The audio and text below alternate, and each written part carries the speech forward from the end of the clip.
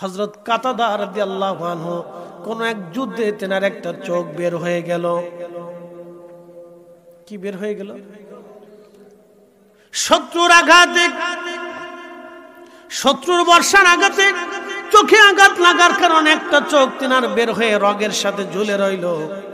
সেই চোখখানা হাতে করে ধরে নিয়ে আল্লাহর নবীর সামনে যা বলেন, ইয়া রাসূলুল্লাহ, আমার চোখটা বের হয়ে গেছে, চোখে যদি না দেখি যুদ্ধ করা যাবে না। নবী গো, আমার চোখ বের হয়ে গেছে। আল্লাহর নবী পবিত্র হাতখানা দিয়ে চোখের মধ্যে চোখখানা বসাই দিয়ে আল্লাহর নবী থুতু নিক্ষেপ করলেন। সাথে সাথে চোখ এত সুন্দর হয়ে গেল, এত চমৎকার চোখ হয়ে গেল, মনে হলো কখনো তার চোখে কখনো আঘাত লাগে নাই। একবার জোরে বলা যাবে আল্লাহু আকবার। সে আরো 20-30 বছর পৃথিবীতে বেঁচে ছিল। মারহাবা বলবেন। সে আরো 20-30 বছর পৃথিবীতে বেঁচে ছিল। আরো 20-30 বছর পৃথিবীতে সে বেঁচে ছিল। আরো 20-30 বছর পৃথিবীতে বেঁচে ছিল। আল্লাহর নবী তার চোখ লাগিয়ে দিলেন, চোখে থুতু নিক্ষেপ করলেন, চোখ ভালো হয়ে গেল। আরেক সাহাবীর হাত কেটে গেল। প্রিয় নবীর কাছে হাতখানা ধরে নিয়ে বলেন, ইয়া রাসূলুল্লাহ, আমার হাত কেটে গেছে, এই হাত যদি না থেকে যুদ্ধ করব কেমনে? আল্লাহর নবী তার হাতখানা হাতের স্থানে বসাই দিয়ে থুতু নিক্ষেপ করলেন। সাথে সাথে আমার রব, আমার আল্লাহ হাতের জোড়া লাগাই দিলেন। মনে হলো আগের চেয়ে হাত অনেক ভালো, শক্তিশালী। একবার জোরে বলা যাবে কি মারহাবা। কি মনে হয় বিশ্বাস হয় না আপনাদের? না, বেশি বেশি কঠিন লাগতেছে আপনাদের কাছে নাকি?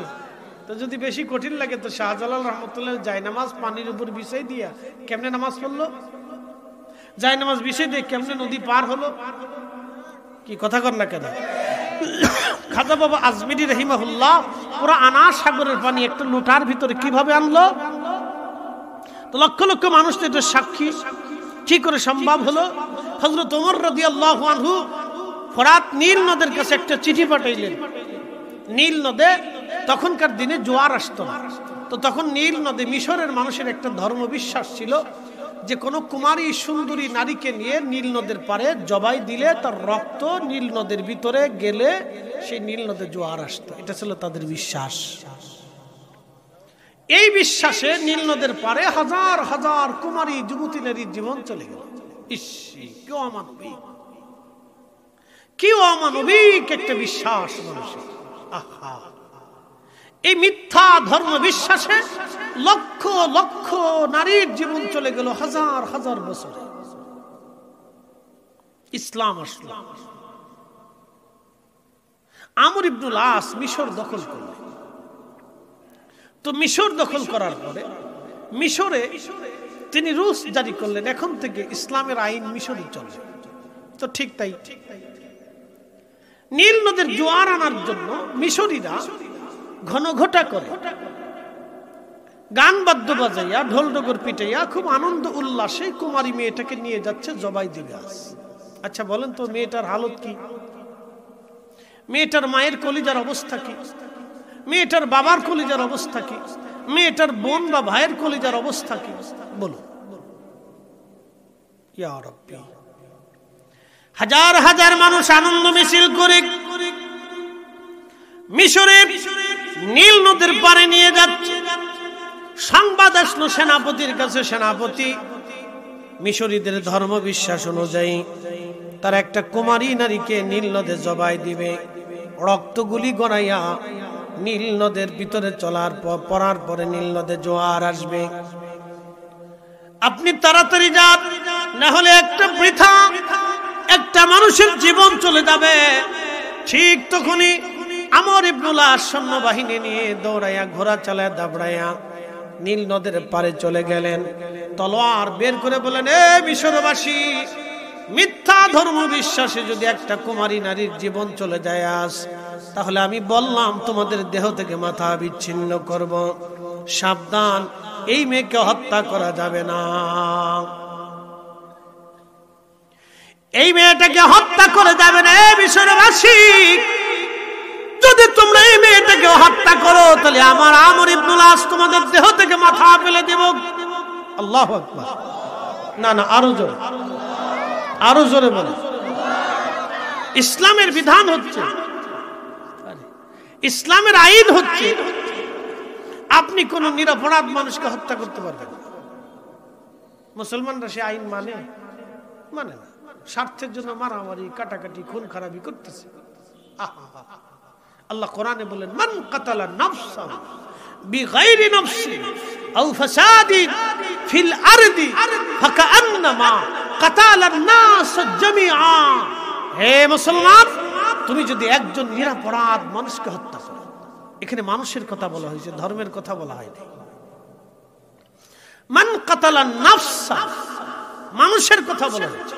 সে হিন্দু, বৌদ্ধ, খ্রিস্টান, শিখ, ইহুদি, নাসারা, জৈন, মাজুসি, যে ধর্মের, নাস্তিক, মুসলমান, শুধু মানুষ, যে কোন একজন নিরপরাধ মানুষকে তুমি হত্যা করছো, তাহলে শোনো, তাম পৃথিবীর মানুষ মানলে যেই অপরাধ, একজন নিরপরাধ মানুষকে মেরে ফেললে সেই অপরাধ হবে। যে মারবে সে জাহান্নামী। একসাথে বলেন কি? জোরে বলেন, আরো জোরে বলেন, সে জাহান্নামী। অথচ খুন খারাপি প্রতিনিয়ত চলতেছে।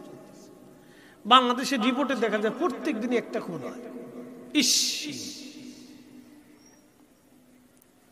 এদেশের মানুষকে কেমনে বুঝাইতাম বলেন তো? সিঙ্গারে নিয়ে মারামারি হয়, কি কথা কন না? কিতা নিয়ে মারামারি হয়? সিঙ্গারা নিয়ে মারামারি হয়। বিয়ে বাড়িতে মারামারি হয়। বলে বিয়ে বাড়িতে কি নিয়ে মারামারি হয়? বলে আত্মীয় আসছে, খাবার একটু কম পড়লে ঝগড়া শুরু, ঝগড়া থেকে পিটাপিটি শুরু, বিয়ে পর্যন্ত ভেঙে যায়। কথা ঠিক আছে না? আচ্ছা, খাবার নিয়ে মারামারি করে কিসে বলেন তো? কুকুরে। জোরে বলেন, জোরে জোরে। তাহলে আমরা এখনো পর্যন্ত কুকুরের এই চরিত্র ছাড়তে পারিনি, তো মানুষ হইলাম তো? কি কথা খারাপ কিছু ভাই? আপনি মুসলমান তো আরো ঊর্ধ্বের জিনিস। মুসলমানের কোলে সব ধর্মের মানুষ এতটা নিরাপদ যেমন মায়ের কোলে সন্তান নিরাপদ। এটা মনে রাখবেন। এই হলো মুসলমানের নীতি। মুসলমানের বাড়িতে, মুসলমানের ঘরে, মুসলমানের কাছে সমস্ত মানব জাতি এরকম নিরাপদ থাকবে যেরকম করে একজন মায়ের কোলে সন্তান নিরাপদ থাকে। এটা হলো মুসলমান। এটা কি? জোরে বলেন, এটা কি? এটা মুসলমান। একে মুসলমান বলে। ইনি মুসলমান। প্রিয় উপস্থিতি, মনোযোগ দিবেন। খাবার নিয়ে বিয়ে বাড়িতে মারামারি, তাও কি একটা গোশত হয়তো কম পড়ছে, আর না হয় তরকারি দেওয়া দেরি হয়েছে। কি কথা ঠিক আছে না? এটা নিয়ে মারামারি, বাপরে বাপ, পিটে পিটি মারামারি। কত মারামারি যে বিয়ে বাড়িতে হয় তার হিসাব নাই। আহা, কত বিয়ে ভেঙে গেল, কত সংসার নষ্ট হলো, কত মেয়ের জীবন নষ্ট হলো, কত ছেলের জীবন নষ্ট হয়ে গেল, কত আত্মীয়তা বিচ্ছিন্ন হলো শুধু খাবার নিয়ে মারামারি। তর্ক বিতর্ক করে মারামারি হয়। মারামারি কিন্তু বড় কাজে মারামারি লাগে না, ছোট কাজ নিয়ে মারামারি শুরু হয়। আমার ফরিদপুরে দেখলাম সিঙ্গারা নিয়ে মারামারি শুরু হলো। সিঙ্গারার দাম কত? 10 টাকা নয় 5 টাকা। 10 টাকা সিঙ্গারা নিয়ে যখন মারামারি হলো, দুইজনের মারামারি হয়। এই মারামারিতে সারা শহরে মারামারি চললো। যে যারে পিড়া পারে হে আরে পিড়ায়, কি এর লাগে মারে কেউ জানে না। কি কথা ঠিক আছে না? যে কি জন্য মার কেউ জানে না, কিন্তু মারতেছে। শয়তানে ল্যালটা হয়ে নাচে আর মানব জাতিরে ভেজাই দিছি, যা কাজে ভেজাই দিছি যা। কি মানুষ আপনি চিন্তা করেন, এর আশরাফুল মাখলুক, সৃষ্টির সেরা জীব। কি কথা কর না কেন? আমরা সৃষ্টির সেরা জীব, সেরা জীব, সৃষ্টির সেরা জীব। আমরা মানুষ সিঙ্গারে নিয়ে মারামারি করি, বিয়ে বাড়িতে মারামারি করি, সামান্য বিষয় নিয়ে মারামারি করি। এরপরে মারামারি 2 গ্রাম মিলে ছড়াই গেল। কে কারে পিটে, কি জন্য পিটে কেউ জানে না, কেউ জানে না। যে ঘটনা কি কেউ জানে না, কিন্তু পিটে পিটি চলতেছে। হ্যাঁ, মানুষ। আমি নাম দিছি মানুষ, এটা মাঙ্গুস। এই মুসল্লিরা, মোবাইল কি পাগলের পাল্লায় পড়ছি না বাবা। কথা কেন বাবা? আমার দিকে তাকো বাবা। এই বয়সে বসে রয়েছে, এই তো বেশি। এদিকে বসে থার বয়স, তুফান উড়ানোর বয়স। এটা তুফান তুফান। বসতে হবে। আল্লাহু আকবার। না আরেকটু জোরে বলেন। মানুষ আমরা কি জোরে বলেন, আমরা কি মানুষ, কিন্তু মানুষ হইতে পারছি? কুত্তার মধ্যে 3টে গুণ আছে, কুকুরের মধ্যে কয়টা গুণ আছে? 3টা। 1 নাম্বার কুকুর খায় কম, 2 নাম্বার কুকুর ঘুমায় কম, 3 নাম্বার কুকুর প্রভু ভক্ত। 1 নাম্বার খায় কম, 2 নাম্বার ঘুমায় কম, 3 নাম্বার কুকুর প্রভু ভক্ত।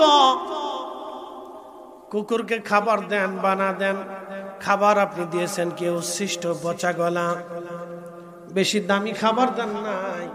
এই খাবার খায় ঠান্ডার মধ্যে কুকুর আপনার বাড়ির উঠানে কাঁপে আর পাহারা দেয়। এই কুকুর আপনার ঘর পাহারা দেয়, কিন্তু বেঈমানি করে না, জানে আমার মালিক আমাকে পচা গলা যাই দিক। কুকুর বেঈমানি করে না, কুকুর আপনার বাড়ি পাহারা দেয়। একটা কুকুর বেঈমানি করে না, বিড়াল বেঈমানি করে না, একটা গাভী বেঈমানি করে না, একটা গরু বেঈমানি করে না। কিন্তু 40 বছর একটা বাবা সন্তানকে খাওয়ানোর পরেও সন্তান বাবার সাথে বেঈমানি করে। তাহলে এখন বলেন মুসলমান তো পরে হিসাব, মুসলমান জোরে বলেন মুসলমান পরে, মুসলমান অনেক ঊর্ধ্বের জিনিস। ইয়া রাব্বি, মুসলমান অনেক ঊর্ধ্বের। মুসলমান দেখতে হলে শাহজালাল রহমতুল্লাহকে দেখতে হবে, কথা ঠিক আছে না? মুসলমান দেখতে হলে ফুল তুলি, এরা মুসলিম, এরা মুসলিম, এরা মুসলিম, তাদেরকে দেখতে হবে। আমরা হয়েছি নাম কাস্তে, আব্দুল করিম, আব্দুর রহিম, আব্দুল জব্বার, এটা শুরুতে শুরুতে। খুবই মনোযোগ দিয়ে শুনবেন, ভালো করে বুঝবেন। কুকুর আপনার বাড়ি পাহারা দেয়, বেঈমানি করে না। একটা বিড়াল আপনি তারে খাবার দেন, আদর করেন, আস্তে করে আপনার কোলের মধ্যে সে ঘুমাবে, আপনি সরাই দেন আবার আসে, আপনি ধাক্কা দিয়ে সরাই দেন আবার আসে, আপনার পাশেই এসে খাবারের জন্য বসে থাকে। খাবার দিলে খায়, না দিলে বসে থাকে। আপনার ঘর পাহারা দেয়, ইঁদুর ঢুকতে দেয় না, তেলাপোকা ঢুকতে দেয় না। আপনার বিড়াল আপনার সাথে বেঈমানি করে না, কিন্তু বন্ধু খাওয়াইছেন, বন্ধু বেঈমানি করে। বন্ধু আমার খুব মনোযোগ দিয়ে কথা শুনবেন। আমাদেরকে মানুষ হতে হবে, যে তোমরা আশরাফুল মাখলুকাত, মানুষ মানুষ মানুষ। আল্লাহ আমাদেরকে সর্বশ্রেষ্ঠ জাতি বানিয়েছে, শ্রেষ্ঠত্ব আল্লাহ আমাদেরকে দিয়েছে। ভাই আমার মনোযোগ দিয়ে কথাগুলি শুনবেন। আহা, এই মানুষ আমরা মানুষ হতে পারলাম না, এই মানুষ আমরা মানুষ হতে পারলাম না। আল্লাহ হযরত আলী রাদিয়াল্লাহু আনহু ইন্তেকাল করলেন, ওনাকে একজন ছুরির আঘাত করলো। কোনো হিন্দু মারে নাই, বৌদ্ধ মারে নাই, খ্রিস্টান মারে নাই, ইহুদি মারে নাই, মারল এক মুসলমান। তাও তার নাম আব্দুর রহমান মুলজিম খারিজি। সারা জীবন মনে রাখবেন, আল্লাহু আকবার। জঙ্গিবাদ, উগ্রবাদ এটা মুসলমানের কোনো ধর্ম না। হযরত আলীকে যে হত্যা করলো সে খারিজি, সে উগ্রবাদ ছিল, জঙ্গিবাদ ছিল।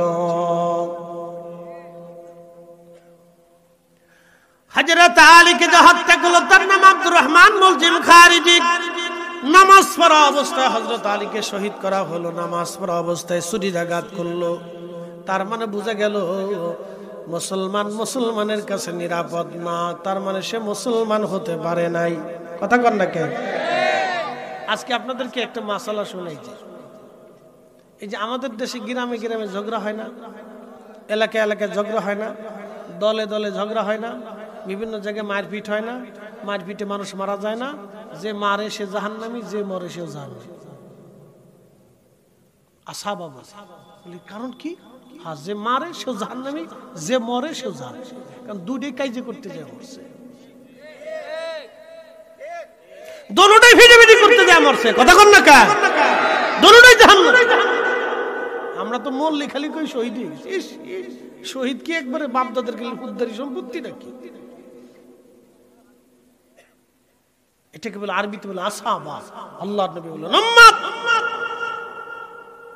তোমরা যারা সাম্প্রদায়িক দাঙ্গা সৃষ্টি করো তোমরা জাহান্নামী। এই জন্য অন্যায় ভাবে কারো সম্পদ লুট করা যাবে না, কাউকে হত্যা করা যাবে না। কারণ মাল লুট করা যাবে না। আল্লাহ রসুল সারা জীবনে বহু যুদ্ধ কাফেররা রসুলের সাথে করেছে। নবী কারো বাড়ি ভাঙে নাই, নবী কারো ঘর পুড়িয়ে দেয় নাই, আল্লাহর নবী কোনো গবাদি পশু ছিনিয়ে আনে নাই, নবীজি কোনো মহিলার গায়ে হাত দেয় নাই, কোনো বাচ্চাকে আঘাত করে নাই, কোনো বৃদ্ধকে নবী আঘাত করে নাই। আল্লাহু আকবার। না না হয় না, আরো জোরে বলেন আল্লাহু আকবার, জোরে বলেন আল্লাহু আকবার। আল্লাহর নবী বদরের যুদ্ধে 70 জন কাফেরকে নবী অ্যারেস্ট করে নিয়ে গেলেন। কতজন? জোরে বলেন। পৃথিবীতে বন্দীদের সাথে, যুদ্ধবন্দীর সাথে এরকম আচরণ পৃথিবীতে কেউ করে না। 70 জন কাফেরকে নবী ধরে নিয়ে গেলেন। 70 জন কাফেরকে ধরে নেওয়ার পরে এই কাফেরদের ভিতরে নবীজির একজন চাচাও ছিল, তার নাম আব্বাস রাদিয়াল্লাহু আনহু। চাচা, আপন চাচা। রাত্রিবেলা তাদের হাত বেঁধে, তখন তার এরকম জেলখানা ছিল না, ছিল তো সবার হাত পা বাইধে খুঁটির সাথে বেঁধে রাখছে যাতে পলাই না যায়। তো সবার হাত বেঁধে রাখছে। হযরত আব্বাস রাদিয়াল্লাহু আনহুর হাত, উনি একটু মোটা সোটা ছিলেন, ভারী মানুষ থাকার কারণে ওনার কষ্ট হচ্ছিল, উনি কষ্টে উনি কেঁদে ফেললেন। নবীজি ঘরের মধ্যে ছিলেন, এ অবস্থা আল্লাহর নবীজি, আল্লাহর হাবিব এই কান্নার আওয়াজ শোনার পরে বুঝতে পারছে তার চাচা কাঁদতেছে। আল্লাহর নবী সহ্য করতে পারলেন না, ছটফট করে বের হয়ে এসে বললেন, সাহাবীরা তোমরা আমার চাচার হাত বাঁধন খুলে দাও। নবীজি সাহাবীরা চাচার হাত খুলে দেওয়ার পরে আল্লাহর নবী বললেন, আমি তো আমার চাচার হাত খুলে দিলাম, বাকিদের তো কষ্ট হচ্ছে, তাহলে বাকিদেরও হাত তোমরা খুলে দাও। আল্লাহু আকবার। আপনি ইনসাফ দেখে চাচার হাত খুলে দিয়েছেন। চাচার হাত খোলার পরে আল্লাহ রাসূল বললেন, আমার চাচারও যেমন কষ্ট হচ্ছে বাকিদেরও তো কষ্ট হইতেছে, তোমরা বাকিদেরও বাঁধন খুলে দাও।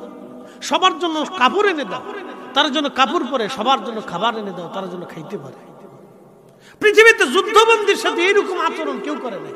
দেখছেন ইসরায়েলিরা ফিলিস্তিনিদেরকে ধরে নিয়ে মারতে মারতে মারতে মারতে তাদের জীবন শেষ করে, আর ফিলিস্তিনিরা যখন ইসরায়েলিদেরকে ধরে নিয়ে গেল গায়ে একটা ফুলের টুকাও দেয়।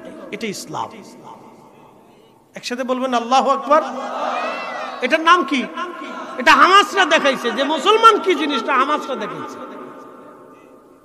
সুন্দরী 4টে নারী ধরে নিয়ে যাওয়ার পরও যে অক্ষত ফিরে যায় পৃথিবীর ইতিহাসে নাই। তাও নারী যোদ্ধা, এমনি নারী না, যোদ্ধা নারী ধরে নেওয়ার পরেও যে অক্ষত ফেরত পায় 3 মাস পরে, এটা হলো, এটার নাম ইসলাম। এটার নাম ইসলাম। হামাস দেখিয়ে দিয়েছে যে ইসলামের আদর্শ কি জিনিস। এত কঠিন যুদ্ধ হওয়ার পরেও, তাদের হাজার হাজার বাড়িঘর ধ্বংস করে দেওয়ার পরেও, তাদের ৭৫,০০০ মানুষ হত্যা করার পরেও, তাদের বাচ্চা কাচ্চা মেরে ফেলে দেওয়ার পরেও তাদের যুদ্ধবন্দীদেরকে তারা ফেরত দেয় অক্ষত। এটা মুসলমান দেখিয়ে দিয়েছে। মুসলমান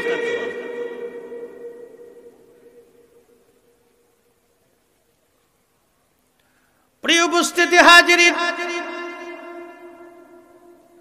বন্ধু আমার খুব মনোযোগ দিয়ে কথাগুলি শুনবেন। হযরত আলী রাদিয়াল্লাহু আনহু, হযরত আলী কাররামাল্লাহু ওয়াজহকে যখন শহীদ করা হলো, 3 দিন তিনি আহত অবস্থায় ছিলেন, রক্তক্ষরণ হচ্ছিল। 3 দিন পরে তিনি শহীদ হয়ে গেলেন। সকালবেলা ফজরের পরে তার জানাজা হলো। জানাজা করে তাকে কবরস্থ করে নিয়ে যাওয়ার জন্য নিয়ে যাওয়া হচ্ছে। ঠিক এমন সময় নিয়ে যাওয়ার সময় এক অন্ধ খ্রিস্টান মেয়ে মসজিদের পাশে দাঁড়ায় দাঁড়ায় কাঁদে আর বলে, ও মুসলমানরা বলো, আমার খলিফা কি দুনিয়াতে বেঁচে আছে না মারা গেছে? এক অন্ধ খ্রিস্টান মেয়ে কাঁদে আর বলে, এ মুসলমানরা তোমরা বলো, আমার খলিফা কি দুনিয়াতে বাঁচা আছে না মারা গেছে? লোকেরা জিজ্ঞেস করলো, হে অন্ধ মেয়ে, তুমি অন্য ধর্মের একজন মানুষ মেয়ে হয়ে খলিফাকে খুঁজো কেন? বলে, আগে আমার প্রশ্নের জবাব দাও, আমার খলিফা কি আছে না মারা গেছে? বলে, না, আজকে 3 দিন আগে খলিফাকে ছুরির আঘাত করা হয়েছিল। আজকে খলিফা শহীদ হয়েছেন। জানাজা পরে ওনাকে কাফন দাফনের জন্য কবরের দিকে নিয়ে যাওয়া হচ্ছে। তখন মেয়েটা চিৎকার মেরে মেরে কাঁদতেছিল, বলতেছিল, আহ, আমি যেটা ভেবেছিলাম ঠিক, আমার খলিফা আজ দুনিয়াতে নাই। বলে, তুমি খলিফার জন্য কাঁদো কেন? তুমি তো অন্য ধর্মের মানুষ, খলিফার জন্য তোমার এত মায়া কেন? অন্ধ মেয়েটা ডাক ডাকা, শোনো, আমার খলিফা প্রত্যেক ওয়াক্ত নামাজ শেষ করার পরে রাত্রিবেলা এশার নামাজ পড়ে আমার বাড়িতে যাইতেন। আমি অন্ধ মেয়ে বিধায়, আমি গরিব মানুষ বিধায় খলিফা আমার ঘরে খাবার দিতেন, আমার খোঁজ খবর নিতেন। আমার সব কিছু জেনে শুনে খোঁজ খবর নিয়ে খলিফা বাড়ি যাইতেন, আমার কোনো কিছুর অভাব হলে খলিফা পুরা করে দিতেন।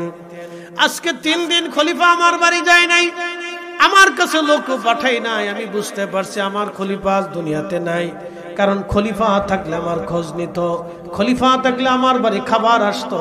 আজকে 3 দিন আমার ঘরে খাবার আসে না, 3 দিন আমি ক্ষুধার্ত আছি, 3 দিন আমার কেউ খোঁজ খবর নেয় না। আমি বুঝতে পারছি আমার খলিফা আজ দুনিয়াতে নাই। একবার জোরে বলা যাবে আল্লাহু আকবার, নারা জোরে বলেন আল্লাহু আকবার। এরা মুসলিম, জোরে বলেন এরা কি, জোরে বলেন এরা মুসলিম শাসক, মুসলিম শাসক।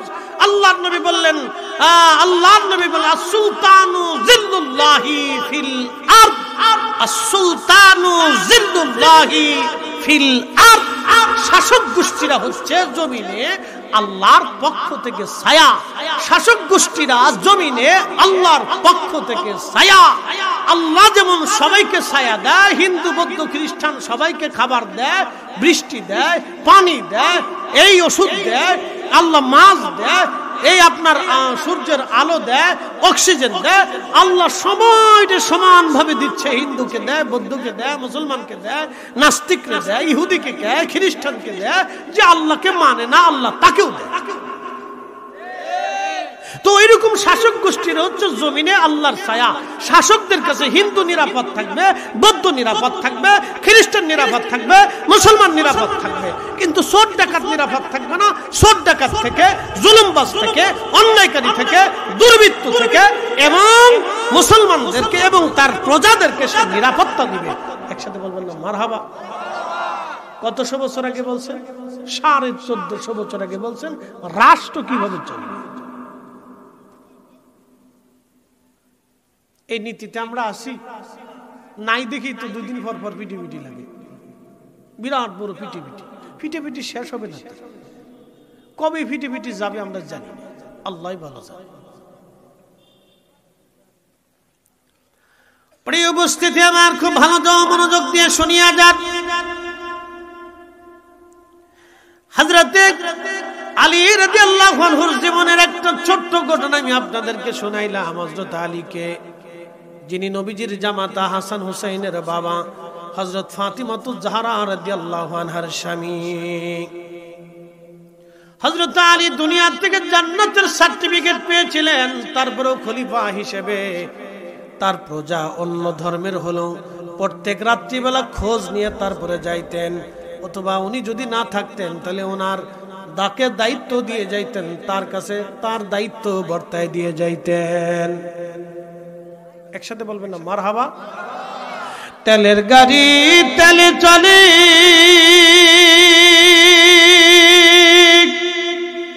হাওয়ার গাড়ি হাওয়ায় উড়ে, বিনা তেলে চালাই গাড়ি নবী সুলাইমান। আমরা সেই মুসলমান, কথা ঠিক কিনা? আমার পীর মুর্শিদের দরবারে হিন্দু যায়, হুজুর তাদেরকে খাইতে বসতে জায়গা আলাদা ব্যবস্থা করে দিছে। গেলে হুজুর আদর করতে, বসতে দিতে, তাদের অনুযোগ অভিযোগ দুঃখ বেদনা হুজুর শুনতেন, পরামর্শ দিতে, তাদের জন্য আলাদা খাইতে বসার জন্য জায়গা করে দিতে। সেই জায়গাও আছে, এখনো আছে, মানুষ যায়। অনেক আলেমরা বুঝতো না বুঝতো ফতোয়া দিত, গরু হিন্দুর বাড়ি হিন্দু যায়। বুঝতে পারছেন? আমার পীরের কত হিন্দু, হিন্দুরা যায়, এই জন্য হিন্দুর বাড়ি হিন্দু যায়। এটা কি মুসলমানের কথা? হ্যাঁ, এটা কি ধর্মের কথা? এটা কি কোরআনের কথা? এটা কি রাসূলের আদর্শের কথা? হতেই পারে। হযরত আলীর জিন্দেগি মিথ্যা, আমার রাসূলের জিন্দেগি মিথ্যা। পৃথিবীতে সুফিদের কাছে, আউলিয়া কেরামদের কাছে সব ধর্মের মানুষ নিরাপদ। কথা বল না কেন? সুফিদের কাছে, আউলিয়া কেরামগণের কাছে পৃথিবীতে সব ধর্মের মানুষ নিরাপদ ছিল। কোন ধর্মের মানুষ কষ্ট পায় না। সুফিরা এইভাবে পৃথিবীতে ইসলাম প্রতিষ্ঠিত করেছেন। মানুষের মাঝে কালেমার দাওয়াত প্রচার করে গেছেন, মানুষের মাঝে দিন জীবন ব্যবস্থা দিয়ে গেছেন। আল্লাহ আমাদেরকে আউলিয়া কিরামের পথে কবুল করুন, সকলে জোরে বলেন আমিন। আল্লাহুম্মা সাল্লি আলা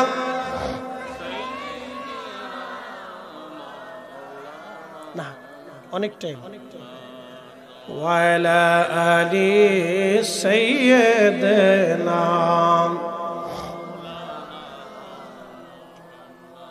তুমি আল্লাহর প্যারা হাবিব,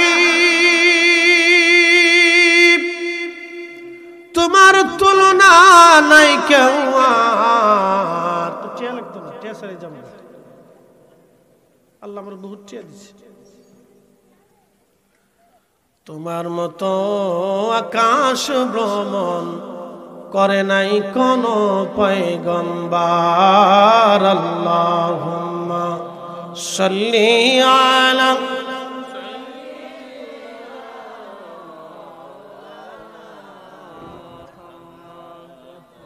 ওয়ালা আলি সাইয়্যিদিনা। আরে আচ্ছা, দেখা যাক, অনেকে অনেক অনুরোধ, যদ্দূর পারা যায় সম্ভবের চেষ্টা করবে। অতিশ নেই, হ্যাঁ ও হ্যাঁ, এটা আসে যাচ্ছে ইনশাআল্লাহ। একসাথে বলি তো আল্লাহু আকবার। বালা কথা মনে করাই দিছে ও শোনা, ভুলে গেছি কারো। তো মাশাআল্লাহ সিলেটি মাত কিছু কিছু থোড়া থোড়া মারতে পারি, চলে না। সিলেটি মাত খুব মজার মাত, জিকির করতাম করতাম করতাম। ওই তো নি, ওই তো নি। আচ্ছা, ওই তো, ওই তো, ওই তো। আল্লাহ, একটা ছোট্ট দেশের ভিতরে কত কোয়ালিটি না, মাশাআল্লাহ। প্রিয় উপস্থিতি, খুব মনোযোগ দিবেন। আমি এবার মূলে চলে যাই। আল্লামা ইমাম আবুল ফারাজ ইবনুল জাওজি রাহিমাহুল্লাহ তার কিতাবের মধ্যে লেখেন, সেনাপতি আমর ইবনুল আস বলল, হে মিশরবাসী, তোমরা নিরপরাধ মানুষটাকে হত্যা করতে পারবা না, জীবন্ত কবর দিতে পারবা না, জীবন্ত হত্যা করতে পারবা না, তার গলায় ছুরি চালাইতে পারবা না। ভ্রান্ত বিশ্বাস এখানে হতে দেব না। কোন নিরপরাধ মানুষ মরতে পারবে না। মুসলিমদের সীমানার ভিতরে কোন নিরপরাধ মানুষ মরতে পারে না। তখন মিশরবাসী ডাক দিয়ে বলে, সেনাপতি, ঠিক আছে মানলাম, কিন্তু আমরা মানুষ জবাই দেওয়ার পরে নীল নদে জোয়ার আসে, যদি তোমরা জোয়ার এনে দিতে পারো তাহলে আমরা আর কোনোদিন এই মানুষ হত্যা করব না। জোরে জোরে জোরে চ্যালেঞ্জ হলো না? অনেক বড় চ্যালেঞ্জ। এই আমার দিকে তাকান, অনেক বড় চ্যালেঞ্জ। এখন এই চ্যালেঞ্জকে গ্রহণ করবে। আমি পারবো, আপনি পারবেন, আপনারা পারবেন। নদীর উপরে জায়নামাজ বিছাইতে পারবেন? আমি পারবো, পারবো। এই যোগ্যতা আমাদের। সেনাপতি আমর ইবনুল আস হতভম্ব হয়ে গেলেন। এখন কি করবেন তিনি বললেন, আচ্ছা ঠিক আছে, আমার তো একজন আমির আছে,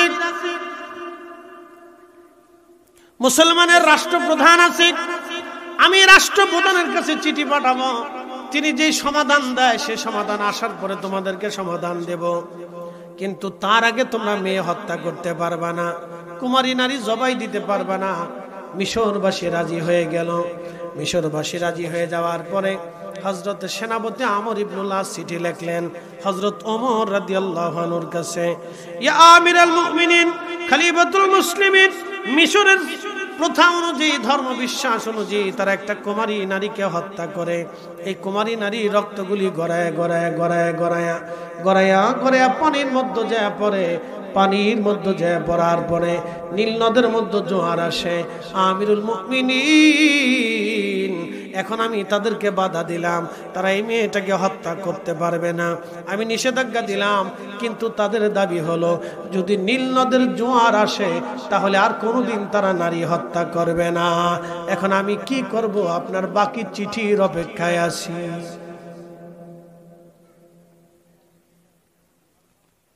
হযরত ওমরের হাতে চিঠিখানা পৌঁছাইলেন। দেখেন আমিরুল মুমিনিন বেটা মুসলিম, চিঠিখানা পড়ার পরে তিনি আরেকখানা চিঠি লিখলেন। একসাথে বলেন আল্লাহু আকবার। লক্ষ লক্ষ মানুষ এই ঘটনার সাক্ষী। তিনি আরেকখানা চিঠি লিখলেন। চিঠির মধ্যে লিখলেন, হে নীলনদ, হে নীলনদ, আমি আমিরুল মুমিনিন খলিফাতুল মুসলিমিন ওমর ইবনুল খাত্তাব বলিতেছি, তুমি নীলনদ যদি আল্লাহর হুকুমে প্রবাহিত হও, তাহলে আমি ওমর বলতেছি তুমি আল্লাহর হুকুমে প্রবাহিত হয়ে যাও। আর যদি তুমি আল্লাহর হুকুমে প্রবাহিত না হয়ে তোমার নিজের ইচ্ছা শক্তির উপরে প্রবাহিত হও, তাহলে আমি ওমর বলতেছি তোমাকে প্রবাহিত হওয়া লাগবে না। জোরে হয় না? মনে হচ্ছে আপনারা দুই একবার সিটি মনে হয় সুরমা নদীতে পাঠাইছেন। একসাথে বলে আল্লাহু আকবার। তেলের গাড়ি তেলে চলে,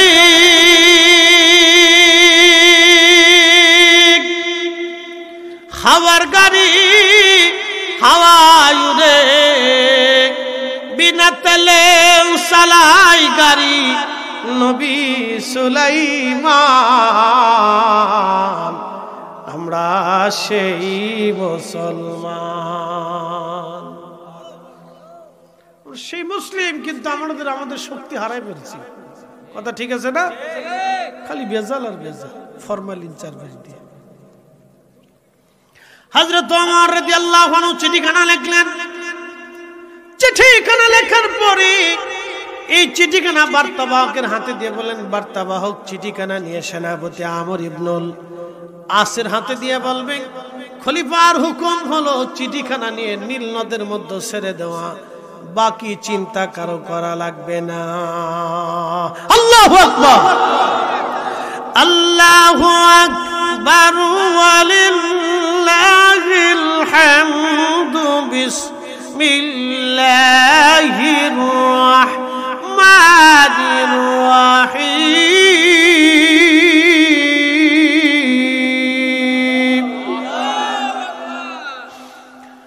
ইন্নাল্লাযীনা আমানু ওয়া আমিলুস সালিহাতি উলাইকা হুম খায়রুল বারিয়া।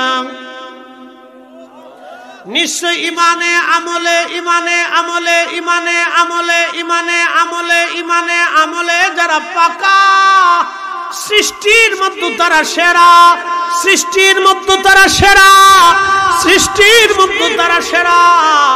আল্লামা ডক্টর ইকবাল রহিমাহুল্লাহ লিখলেন, কে ওয়াফা তূনে মোহাম্মদ সে তু হম थे रहे, ये जान चीज ही किया लौह कलम थे रहे, के वफा तूने मोहम्मद से तू हम थे रहे, ये जान चीज ही किया लौह कलम थे रहे। আল্লাহর নবী আশিক হযরত ডক্টর ইকবাল রহিমাহুল্লাহ তিনি বলতেছিলেন, আমার নবীর ওয়াফাদার যদি গোলাম হতে পারো, কুল মাখলুক লৌহ কলম আল্লাহ তোমার দিকে ঝুঁকায় দিবে, ঝুঁকায় দিবে, ঝুঁকায় দিবে। আল্লাহর ওলি যখন আল্লাহ কোন ওলিকে পছন্দ করে, আমার আল্লাহ তখন জিব্রাইলকে ডাক দিয়ে বলে, জিব্রাইল আমি অমুক ব্যক্তিকে ভালোবাসি, তুমি তাকে ভালোবাসো। জিব্রাইল ভালোবাসে, জিব্রাইল এসে তার সাথে মুসাফা করে, কিন্তু আপনি দেখেন না। ও বন্ধু খুব মনোযোগ দেন। আল্লাহ বলেন, জিব্রাইল তামাম আসমানবাসীদের মধ্যে সংবাদ দাও, তামাম আসমানের সংবাদ দাও, আমার আসমানবাসীরা যেন তাকে ভালোবাসে। তখন ফেরেশতারা আসমান থেকে দোয়া করতে থাকে। আবার জিব্রাইলকে আল্লাহ বলেন, জিব্রাইল তামাম মাখলুকের মধ্যে প্রচার করে দাও, আমি তাকে ভালোবাসি, তখন তামাম মাখলুকদের প্রচার হয়ে যায় এই ব্যক্তিকে আমার আল্লাহ ভালোবাসে, তোমরাও তাকে ভালোবাসো। যার কারণে হযরতে শাহজালাল ইয়ামানি নদীর উপরে জায়নামাজ বিছাইলেন, পানিতে জায়নামাজ ডুবাইল না, কারণ পানি শাহজালালকে ভালোবাসে। খাজা বাবা আজমেরি রহমাতুল্লাহ আলাইহি আনা সাগরের পানি লুটার মধ্যে নিয়ে আসলেন, কারণ আনা সাগর তার কথা শুনতে বাধ্য। হযরতে বাইজিদ বুস্তামি রহমাতুল্লাহ আলাইহি তার প্রতিবেশী আগুনের পূজারী শামাউনের আগুনের মধ্যে হাত দিয়ে বসে রইলেন। আগুন জ্বলে কিন্তু বাইজিদ জ্বলে না, কারণ আগুন বাইজিদের বাধ্য। আস্তে বলুন, জোরে বলুন, জোরে জোরে। আজকে একটা প্রসিদ্ধ ঘটনা শুনুন। দেখেন যুগে যুগে মুসলমান কত কঠিন কঠিন চ্যালেঞ্জ গ্রহণ করছে। আজকে একটা প্রসিদ্ধ ঘটনা শুনুন। পৃথিবীর একজন ওলি ছিলেন আবু মুসলিম আল খাওলানি।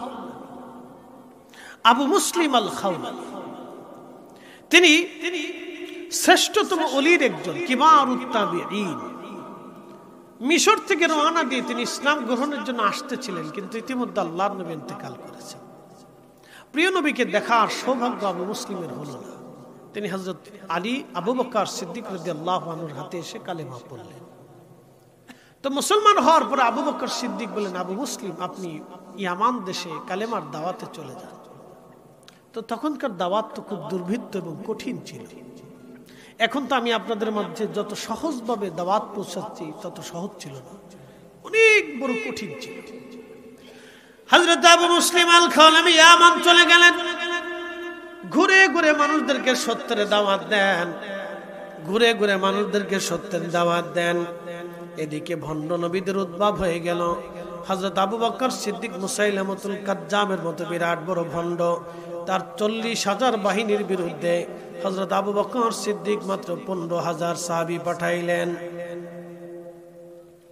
সারা দুনিয়াতে ভণ্ড নবীর উদ্ভব, সারা আরবে। আবু বকর সিদ্দিক জায়গায় জায়গায় সামর্থ্য অনুযায়ী সৈন্যবাহিনী পাঠায় তাদের দমনের চেষ্টা করলেন, দমনও করলেন, কিন্তু ইয়ামান দেশে কোনো সৈন্য পাঠাইতে পারলেন না। ইয়ামান দেশের যে ভণ্ড নবী, মিথ্যা নবী দাবিদার, সে মাথাচাড়া দিয়ে উঠে তার অর্থনৈতিক প্রভাবের কারণে সারা ইয়ামানে সে প্রভাব বিস্তার করল। হাজার হাজার লোক তার অনুসারী হয়ে গেল। হযরত আবু মুসলিম আল খাওলানি চিন্তায় পড়ে গেলেন, আমি এদেরকে কি করে দমন করব? আমার তো কোনো সৈন্য নাই, শক্তি নাই, অর্থনৈতিক শক্তি নাই, রাষ্ট্রীয় ক্ষমতা নাই, কি করব আমি? ইতিমধ্যে তারা এসে আবু মুসলিম আল খাওলানিকে ধরে নিয়ে গেল। আবু মুসলিম আল খাওলানিকে ধরে নিয়ে বলল, আবু মুসলিম তুমি তোমার নবীর ধর্ম ছেড়ে দাও।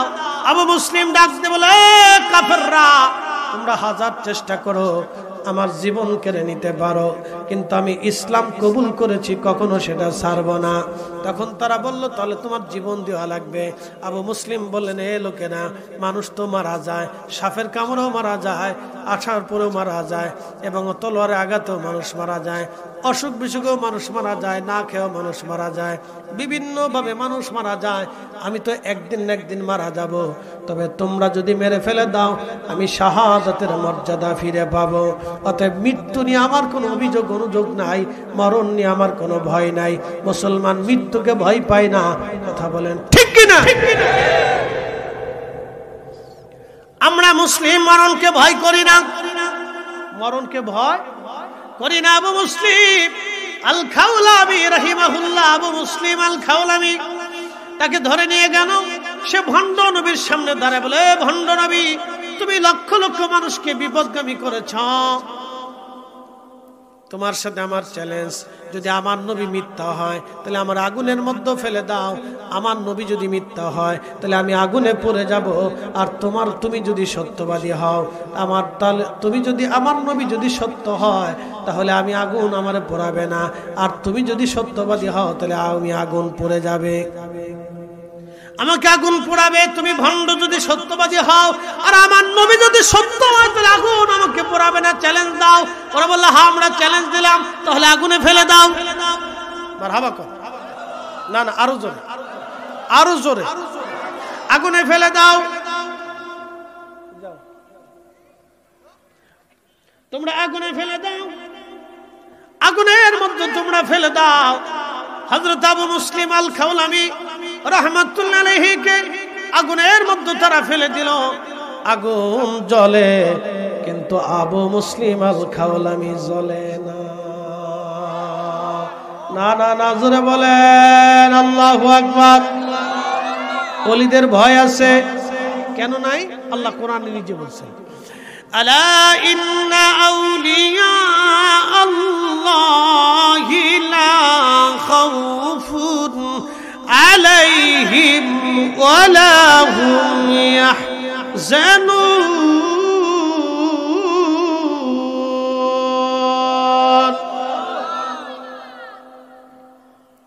রব্বুল আলামিন বললেন, সাবধান সাবধান, আমার ওলি যারা, তাদের কোনো চিন্তা নাই, তাদের কোনো ভয় নাই, তারা ভয়ও পাবে না, চিন্তাগ্রস্ত হবে না, তারা ভয়ও পাবে না, তারা চিন্তাগ্রস্ত হবে না, ভয়ও পাবে না, চিন্তাগ্রস্ত হবে না।